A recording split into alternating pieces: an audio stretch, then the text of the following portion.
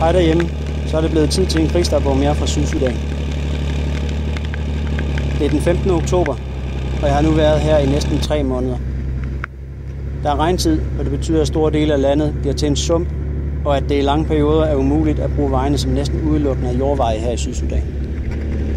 I den sidste uge har jeg været i Pibor, som er en lille by, der ligger i den østlige del af Sydsudan, 90 km fra grænsen til Etiopien. Her har FN en County Support Base, som et indisk kompagni arbejder ud fra. Området omkring Pibor domineres af murlestammen, som lever af kvægopdræt.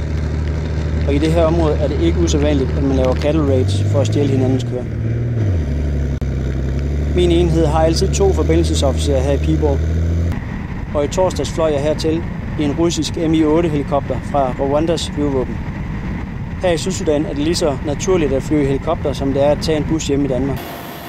Vi flyver i helikopterne, når vi skal frem og tilbage mellem baserne, og vi flyver tit, når vi skal ud for at løse en opgave, på grund af de store afstande og vejenes tilstand.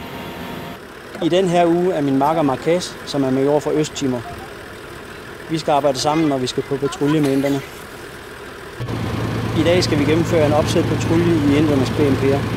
Vores opgave er at søge til et lille landsbysamfund 15 km mod nord.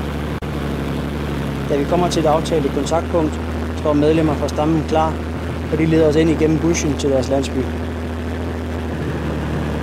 Hovedformålet med patruljen er at vise FN's tilstedeværelse og derigennem at skabe sikkerhed. Et andet formål er at hæve sundhedsniveauet og vende befolkningens tillid. Derfor er der en indisk læge og en indisk dyrlæge med på patruljen.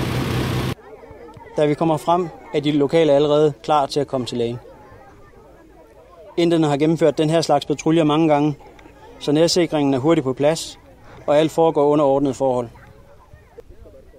Lægen gennemfører samtaler med de syge via en tolk, og de syge får en seddel, hvorpå der står, hvilken medicin de skal bruge.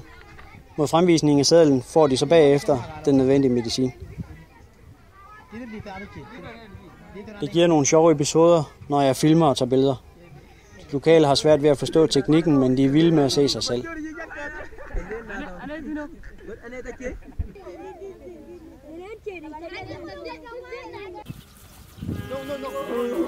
Et par 100 meter fra lægen er dyrlægen i gang med at behandle de syge køer.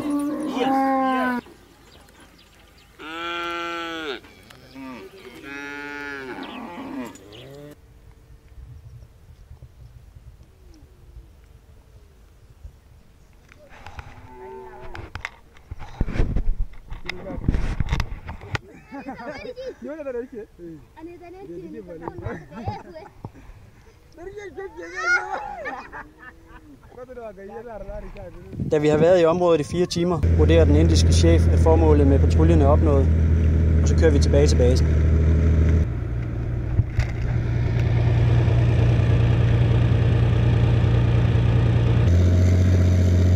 Nogle kraftige regnbyger i løbet af dagen betyder, at hjemturen foregår i en kæmpe mudderpøl, men det er ikke noget problem for BMP'erne, som kan køre i al slags terræn. Det var lidt mere fra mit arbejde i Sydsudan. Det er en utrolig spændende og udfordrende opgave at være forbindelsesofficer. Helt sikkert en oplevelse for livet af den positive slags. Min første ferie er lige om hjørnet, så have det fantastisk til vi ses.